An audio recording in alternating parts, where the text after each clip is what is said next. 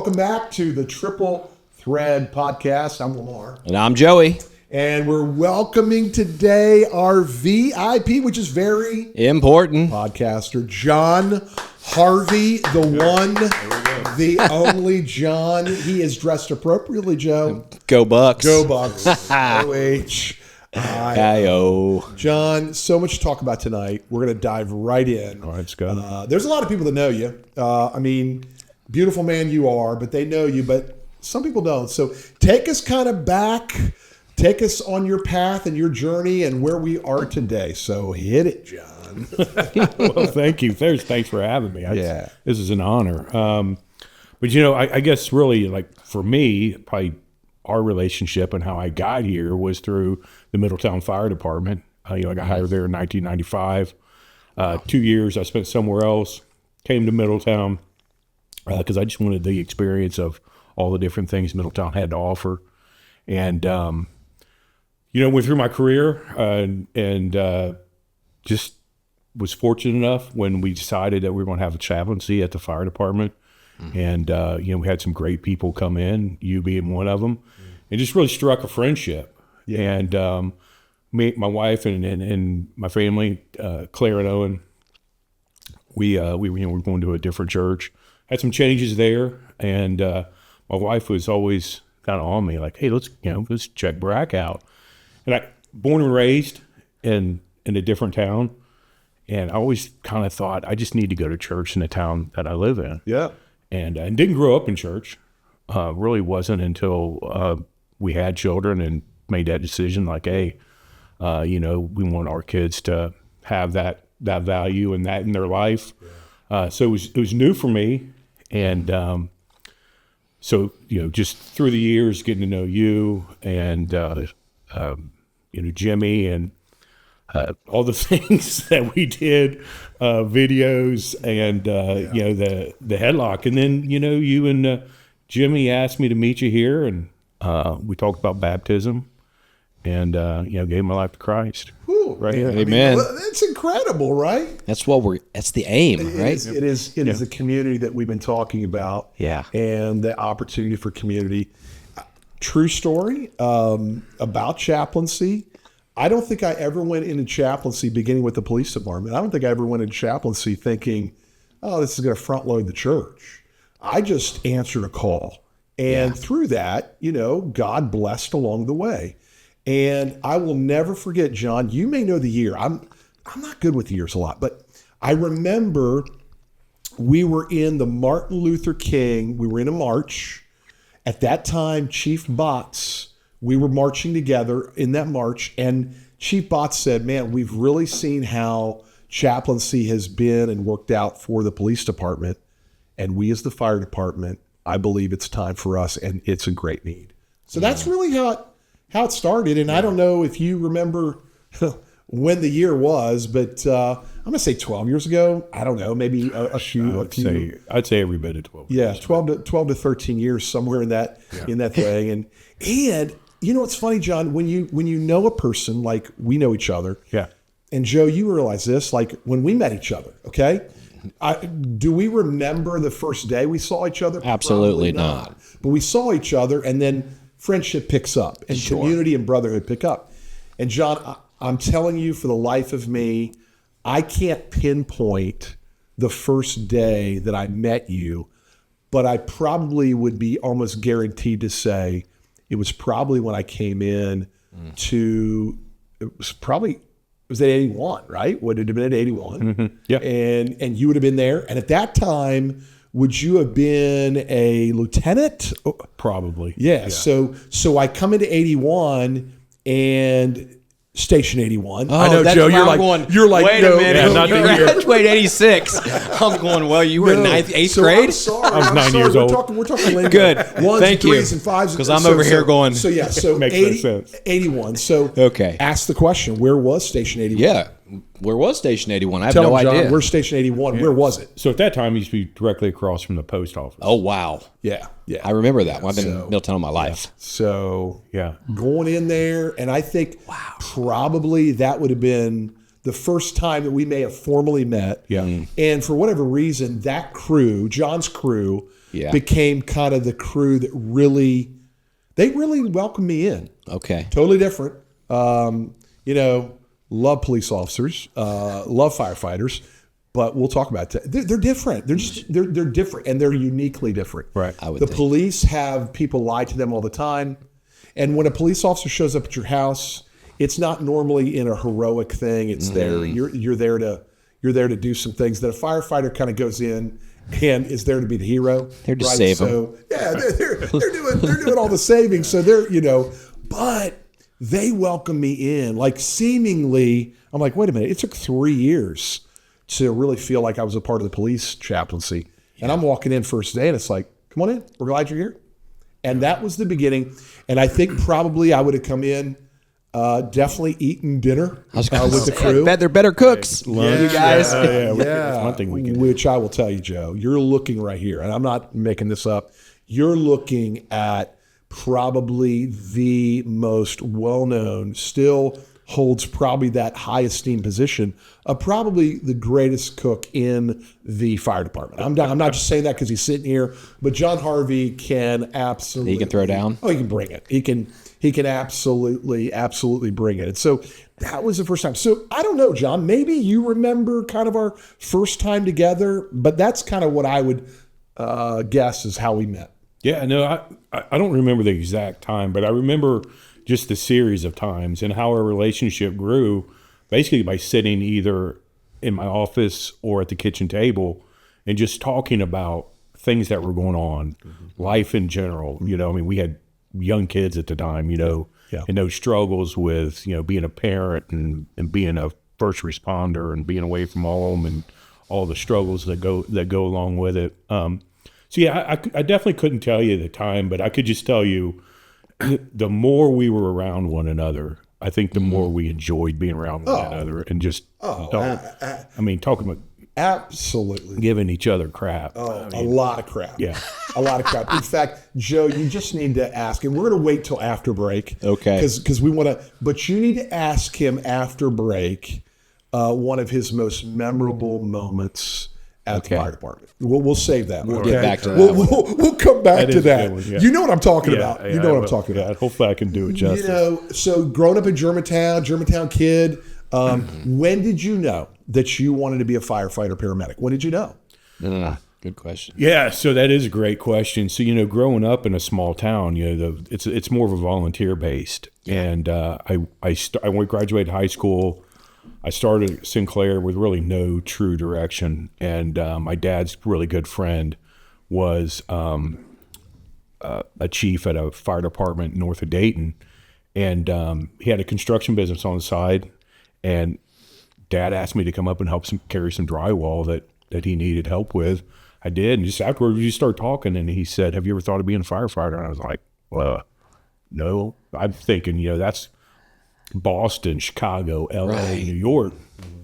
And he kind of explained it to me, being a paramedic. And I went down and visited. And, man, it was me. It was everything. I was a guy who loved sports.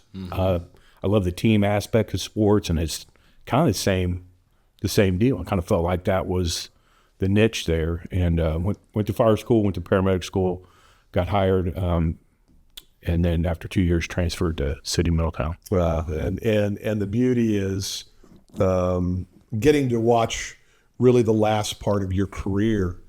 And I think that you said it best when you retired about how God literally protected you all along the way. Oh, yeah. Talk about that because it's powerful. Yeah, well, we were talking about a mutual friend, a guy that's on the fire department. I remember plain as day, and couldn't tell you how many years ago it was. I'm pretty sure I wasn't an officer at that time. I was a line firefighter and may have been on the squad that day. I don't remember, but we had a house fire down off of Clark, and we couldn't really find exactly where the fire was. We ended up finding it was in the basement. We went down there, and me and this other firefighter, all of a sudden, when those huge, those old hutches that were in your grandparents' house, weight thousands of pounds. Yeah. It fell through the floor, and it was right next to both, almost right between. It's probably closer to him. Would have killed you. Oh yeah, or it would end in my career, Right. and probably would never. Who knows? I could have never been walking again. But just all those things are so close. And as I made the journey with my religious faith, I always believed in God, right? I mean, but I didn't maybe understand and appreciate it, maybe.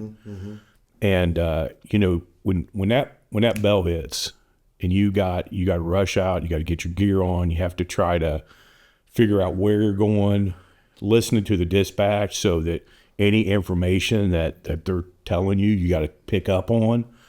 And sometimes it was just as quick as trying to cinch in my air pack, pulling anything I can up on the computer, just say, God, protect me. And sometimes that's all you have time to do. Yeah.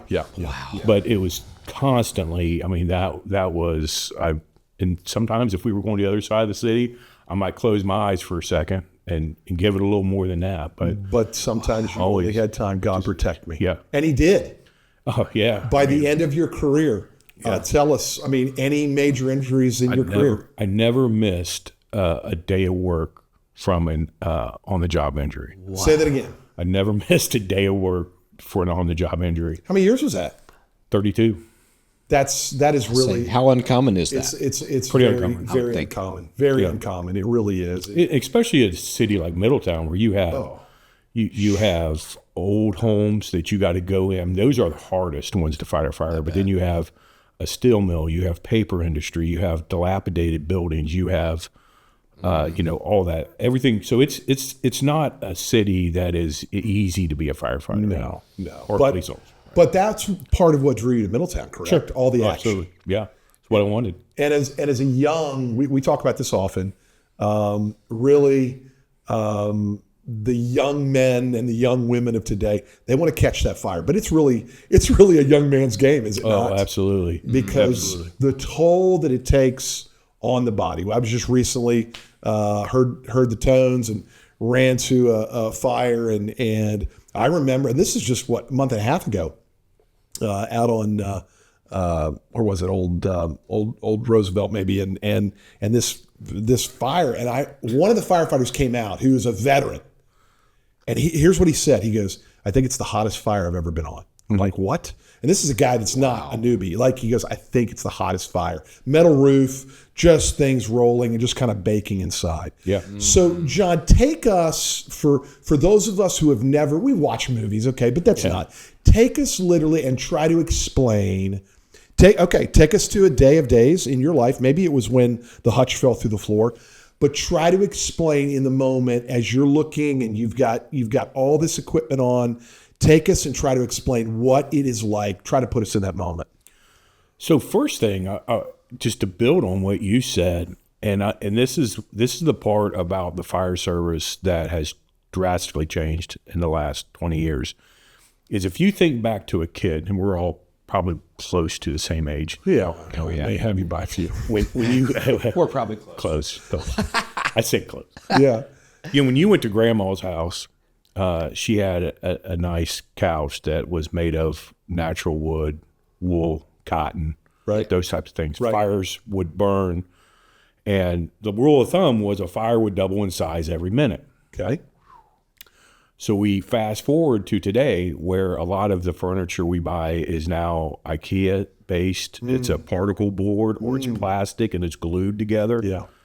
So the fires now, we say double in size about every 7 to 10 seconds. Whoa. 7 to 10 seconds. Because the furnishings are more resins and composite. It was like a petroleum-based product. Wow. So it's like gas on a fire. Yeah. That's insane. And if you were to take Grandma's couch out to the backyard and burned it, Right. It would be a nice dark gray smoke. Right.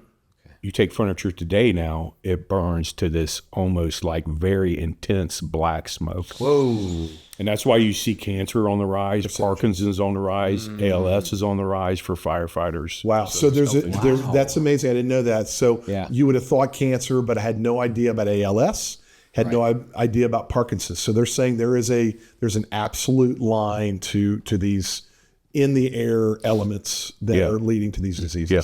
Wow. Yeah. Wow. Poisons. So going into this house or whatever house or structure, kind of take us, kind of go from the truck and tell us what you're doing. Yeah. So the first thing, right, you're going there, like I said earlier, you're trying to gather as much information as you can. Are we going to a house? Or are we going to a business? What time of day matters? If you're going to a business in the afternoon, probably going to be people there. Yeah. If you go to a Dollar General at 2 a.m, nobody should be in that building. Right.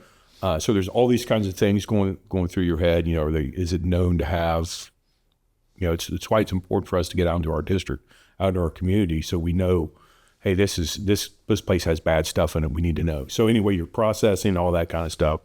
So you're getting as much of your gear on as you can, because you still have to lock in you still have to put your mask on. You still have to lock in your SCBA.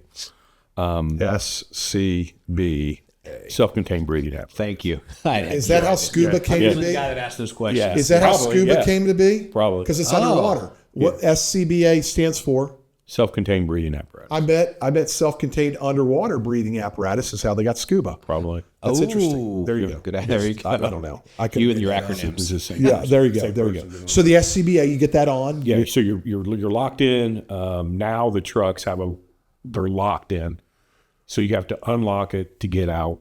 You get out. If you're the company officer, your job is to do a size up. You do a 360 around the building or as far around as you can, and you try to gather as much information as you can. The person behind you, their job is to, if you're the first piece of equipment in, they're usually taking the hose line and taking it to wherever you as an officer tell them we're going to go. And the structure's, A, B, C, D size. So A is the say up front, and then kind of works its way around Clockwise. So you may say, hey, we take the hose to the D side. Okay. That person does that. The operator, then he has to get off. He has to secure water in that line, get the right pressure, hook up to the hydrant, those types of things. So everybody's got their task to do. So once you get to the building, that thick black smoke I was talking about is you get your mask on, you lock in because you don't want to breathe it, and you walk in a building that you've probably never been in. And you can't see 2 feet in front of your face. Sometimes you can't even see your hand in front of your face. Wow. And it's actually good when you can finally get to where the fire is. Because it's you can illuminating? see, yeah, so you can actually see. Wow. But sometimes you're right on top of it, which is the good and bad thing with our gear. Our gear will protect us to these extreme temperatures for a certain amount of time, but it also allows you to get pretty far in and pretty close to the fire before you start really feeling that heat. But once you feel it, you feel it. Yeah, it is hot. So your gear that you have on, you're thick, but it's protecting you, but it's really just taking the brunt. Yeah. Like our astronauts just came through and plasmid. So you're taking a hit. Yeah. Is there any, just ignorant question maybe, is there any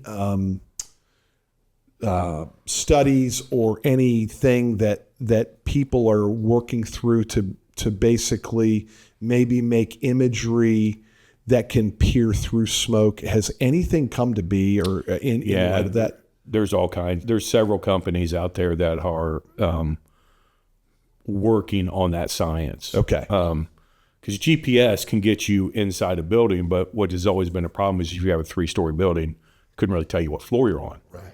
So now they're able, with the advancements, they're really being able to lock in on where you're at in the building, what level you're on, and then it's getting way past that. They're able to. There's a company now that has a monitor you put on in the morning, and so the incident commander can look at and see what your body temperature is, see what your heart rate is, see how fast you're breathing, see what your blood pressure is. And he'll know if he needs to get you out of that building. That's amazing. But that's a long time before that technology will work its way down. And right. So in that moment, you're in there. I'm assuming as you're going in, you're first in, you are dragging what, 1.5 to 2 inch hose with you. 1 3/4 hose. 1 3/4 hose with you. Which so that's not as easy as people would think. No. It's maneuverable with 2 people. Right. If we have a really big fire, we use 2.5, and that we really need about 4 people to move that hose.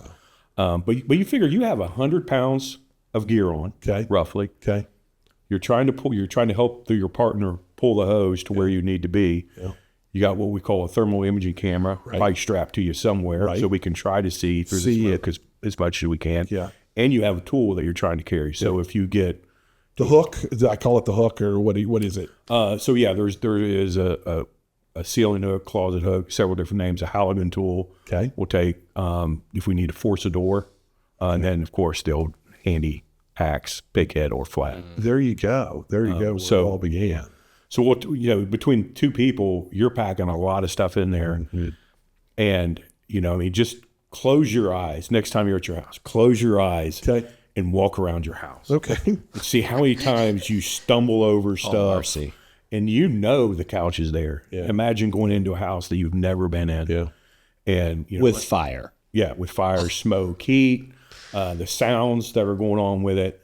Something, if there's ammunition, that ammunition is going to start popping at some point. That's a scary. Don't even think about that. Yeah. So can I ask, every time you're going in, there has to be, I don't care if you're a veteran, there has to be an adrenaline dump at some point in this whole thing. Oh, yeah.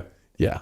So, and I think I learned right when I became a lieutenant, we had a fire, small house, probably 1,000 square foot, no basement. And I remember pulling up and thinking, we'll have this thing out in no time and be back and get out of here.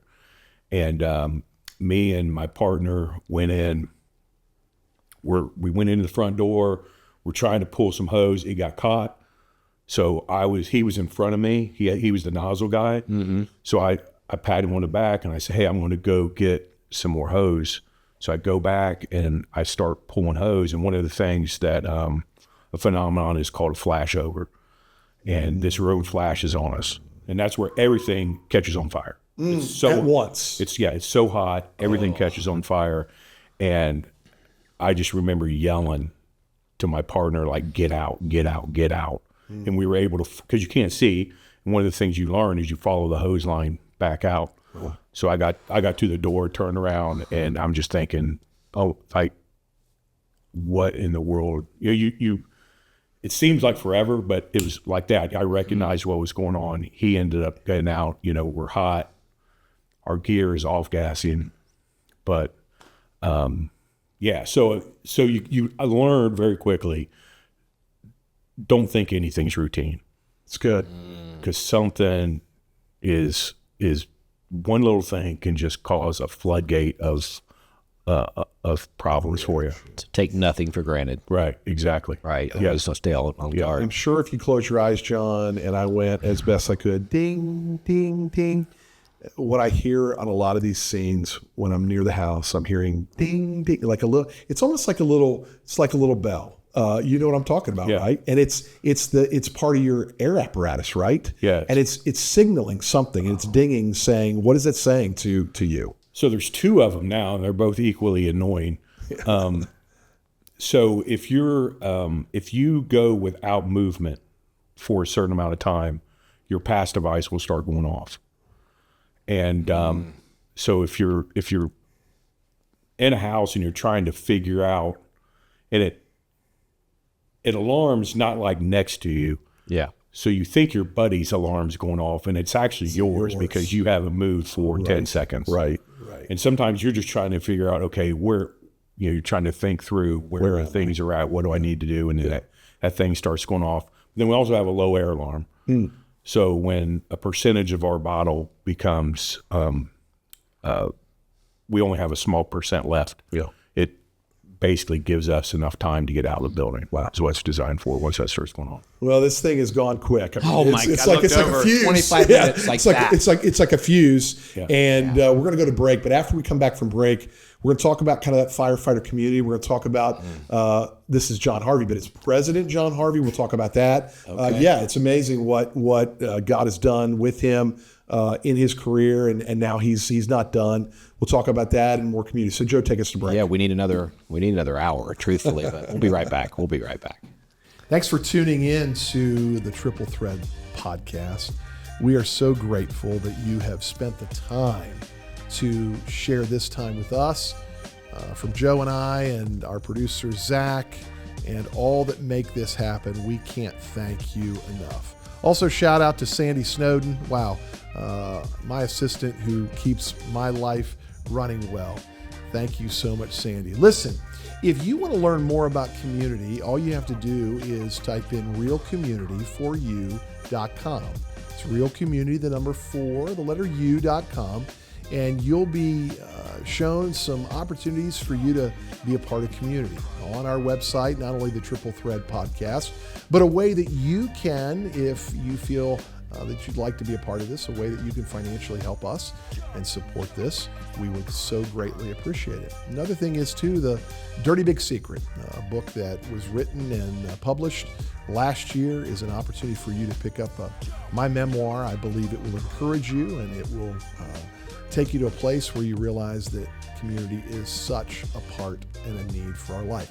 So Dirty Big Secret is available. You can click that link to go to Orange Fraser Press, my publisher, and purchase that. It'll be mailed to you, or you can pick it up at a Baraka location near you. Thanks again for tuning in, listening, wherever you listen, Spotify, Apple, wherever you're listening. Thank you so much. Let's get back to our podcast. Yeah, so Joe, thanks for that. And we're back with Jon, President Jon Harvey. We'll get to that in a second. Do you make your wife call you president? No, Mr. President. Mr. President. I'm low on the totem pole. That's good. So you're blessed. We're blessed in this thing, this endeavor. I think all of us would say we're blessed to have our wives. Absolutely. They're really the real MVPs, right? For sure. Amen. And so thankful. Shout out to our wives today. Jon, the community of firefighters is a different breed. I've tried to figure out why they're different in a good way. I think really what I've come up with is, in the time that I've spent with you and others, you're spending a lot of your life together. Mm-hmm. It's a family. Yeah. So tell us about that. What does a normal week look like for a firefighter and their job? Yeah, so typically most departments work a 24 on, a 48 hour off. So we work 24 straight hours and we're off for 48 hours. So on a day off too. So if you look at that out through the entire year, basically we would work, if you put it to a normal work day, you work an 8-hour day every day of the year. Yeah. So hours worked is equal to that. Yeah. But it's like anything, when you take the job, maybe some people don't realize, how sleep deprived you're going to be or those things. But, birthdays and Christmas and Thanksgiving, those were just another day. Another day. And we had to go to work. Right. And, we would celebrate maybe Christmas Eve, maybe the day after Christmas. Right. And then we were spending those days. We were spending your kid's birthday with you at the firehouse. So maybe your family brought your son in, to see dad at the firehouse. Yeah. And we got to participate in birthday parties. Yeah. And families would sometimes come in Christmas Day, so we would try to do whatever we could to make it normal. But, my kids just know that dad had to, dad's going to be at the firehouse. Yeah, yeah. And kids' sports, that's probably the hardest thing, or not necessarily just sports, but Sure. Kids' activities, at school you had to miss, or you had to try to get a trade or, whatever. So that togetherness is really what bonds the firefighters and the fire service together. I think what's amazing too is we've talked about it, Joe. A lot of people are living in a silo, and we are just saying, hey, we're never meant to live in a silo. We're meant to live in a community. And I would say it'd be very difficult for a firefighter to be a firefighter and kind of be with those people for 24 hours and then try to cloister. I'm not saying you're not going through times and seasons in your life where you just got to try to be alone, but it's hard to hide, right, in that setting of being together because you're working together, you're eating, you're 2 meals a day, breaking bread together, typically at the table, whether you put it on the stove and then you got to come back and it's cold and you got to reheat it because of call, but you're together, you're breaking bread together, you're sleeping in the same room together, bunking, unless you're an officer. So it's hard to hide, I would say. It is, and you have, when you have a bad day or when you're going through a tough time in your life, you're at that building for 24 hours. And depending on what is going on, maybe you don't want to be there. And you're your brother, your sister, can, do a lot to recognize that and really just, make it somewhat tolerable. Wow. So yeah, it's tough. Hey, John, so I hear you talk about time away from family. Yeah. Very dangerous job. Yeah. Yet you stayed in it for 32 years. Yeah. Tell me about that. What kept you in it for 32 years? Oh man, I'll tell you, I generally loved helping people. Serving. Yeah. I mean, just being able to, and I forget if we were on air or not. We were talking about the differences between police and firefighters, and honest to God, I've been to a cat in a tree call. Wow, you have? I've been to a bird in a tree. Oh wow. That was a Okay. weird one. All right. But when people don't know who else to call, they call the fire department. Yeah. If it's evening and your water line busts and you can't figure out how to turn your water off, you call the fire department. Yeah, that's Smell right. of gas, you call the fire department. Lift assist. Yep, you call the fire department. Right? Kids stuck on a playground. Yeah. I've seen that. Yeah. Swings, yeah. You need I've rescued you need a couple steak kids. dinner. Who do you call? You call Jon Harvey. Hey, what you got? By the way. Yeah, we did. We finally got made it. good on that. Finally got Couple it. years late, but yeah. Before we ran out of time, though, you said there was an incident you wanted John to talk about. Well, before we get to that incident, Okay, and I'm not okay. trying to push it away because John will talk about that, I'm sure, and he'll love to talk about that. Well, maybe not.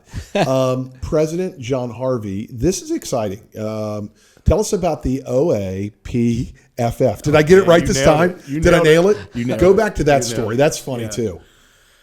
So I'll build up to that. But I didn't come from my father was in management. My mom worked at a small town newspaper. My dad was a school administrator. So when I came home and told my dad that I become president of IFF Local 336 in Middletown, Ohio, he's Shout out. What are you doing? Shout out, President. But he gave me some of the best advice that I ever got, and he said, "Hey, just be honest, Yeah. and find out what you can do to help make the department better." Oh, it's so good. And the next Say day, that one more time because that's good. it is. Say it again. find out, go to the chief, find out what you can do to help make the department better. Whew. And I did. It's a wise father. John Sauter was the chief then, and I sat down and I talked with him, had a great relationship. He was a great man, or is a great man. And so I did that for 8 years, and then I got kind of involved in legislative stuff at the state through the OAPFF.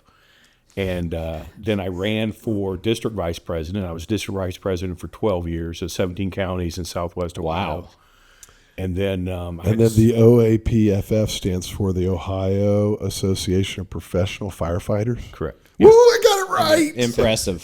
Mr. Acronym. Yeah, we got about 15. Is there a non-professional firefighter? So there's the volunteers. Okay. And then God this- bless the volunteers. Oh yeah, absolutely. Carlisle I mean, would it's, burn without volunteers. yeah, it's To the ground.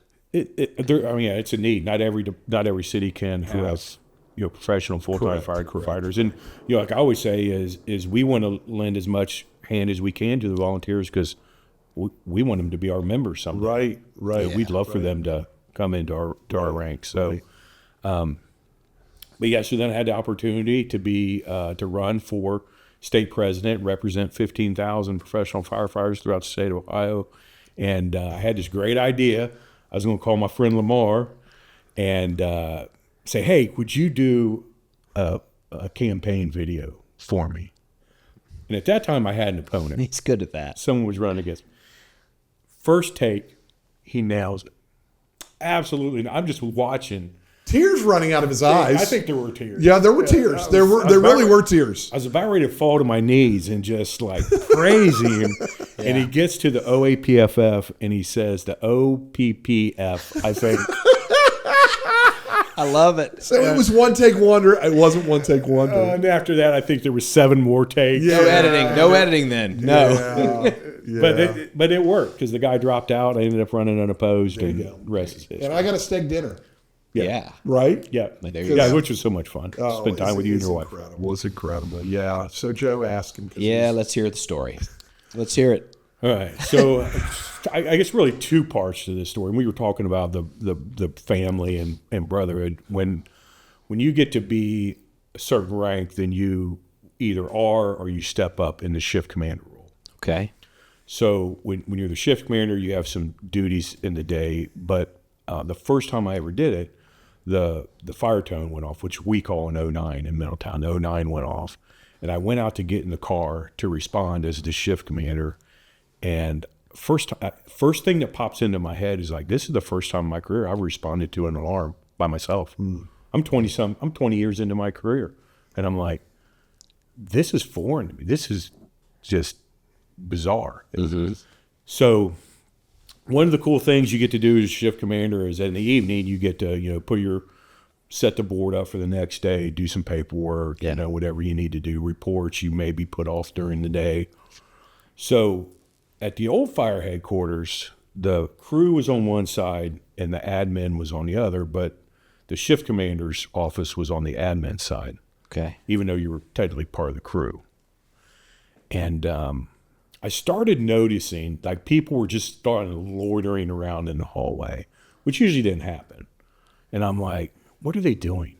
Something's up. So I'm finishing the report, and then all of a sudden there's like they're coming in the office. They're sitting on the chair. They're propped up against the wall. There's the bunk is in there. They're sitting on the bunk, and I'm like, so next thing I know, this person walks in full gear, helmet, gloves, breathing air. And I'm like, what in the heck? And singing happy birthday. It's my birthday.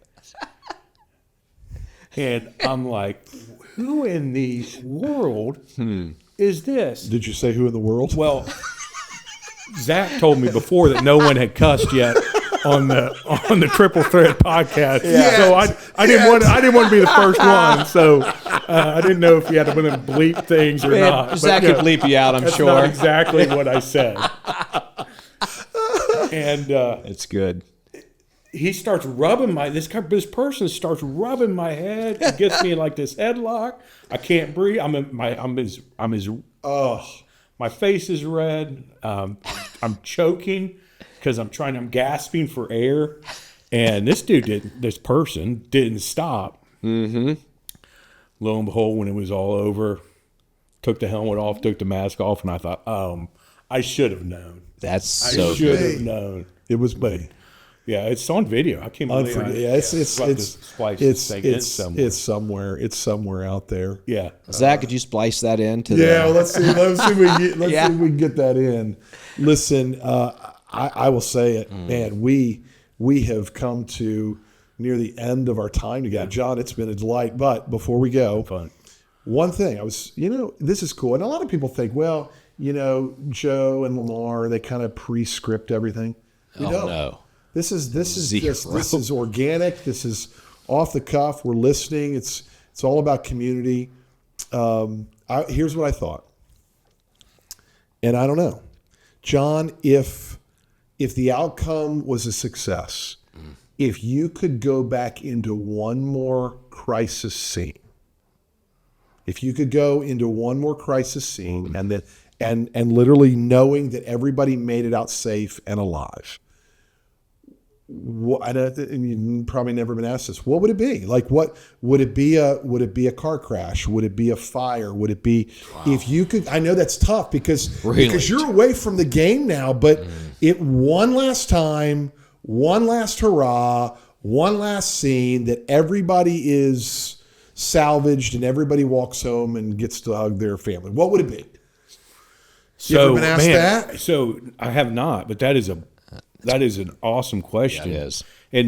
And one of the things that I think people really need to understand, and when I talked about, people call the fire department for whatever, well, we fight fires. We go to hazmat incidents. Yeah. There's something on the river, we go. A trench rescue, we go. Right. We have the technology now. We're diagnosing MIs in the field. Yeah. We can tell if you're having a heart attack in the back of that medic unit, and we can start care to reverse your heart attack while we're sitting in your driveway. Right there. Wow. And to, shootings, stabbings. People don't realize what happens in the nighttime of this city. Don't you know what the cities do? all over. So, man, that is so. To say one last time, and people would never would never let me hear the end of if I didn't say actually strapping on that gear, putting the helmet on, and busting through a door. If there's somebody in there I could save, and but you know what we're doing? We're saving their property. We're saving those heirlooms that hopefully are in that chest or hanging on the wall that we're able to put the fire out quickly. So you have those memories of your family and they're not burned up forever. So there's so many cool things you get to do as a professional firefighter.